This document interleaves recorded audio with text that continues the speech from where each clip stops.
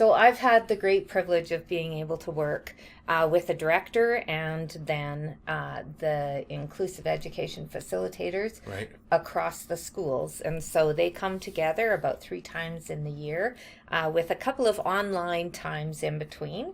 And we have looked at using the key issues approach with this group in 2 ways, actually.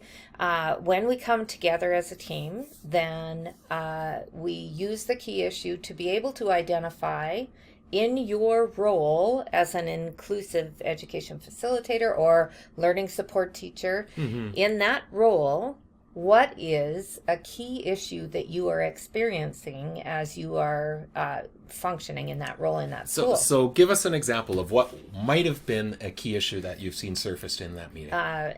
Struggling with getting parents to sign IPPs. Okay, fairly common.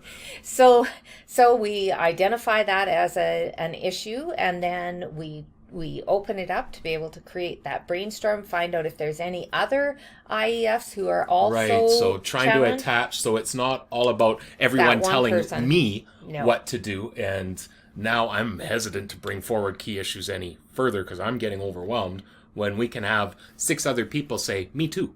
Yeah, absolutely. It opens it up. And then we move into a brainstorm. And then each of the learning support teachers are sharing what they do in their schools to be able to help other schools who are challenged by that. And then we, again, just like the key issues process for collaborative team meetings, we come back to say, okay, for this school, what is one thing that you're going to take away? That one action. So that's one part of what we do with that group in the what's within your role. But then we also do another key issues process for that group about what is an issue that you are facing right now regarding student concerns. So a student focused key issue, but in that setting, we don't use a student name. Right, okay. Yeah, we just use the name of the school again to be able to say that this is an issue for students that we are experiencing right now. And then we follow that same process.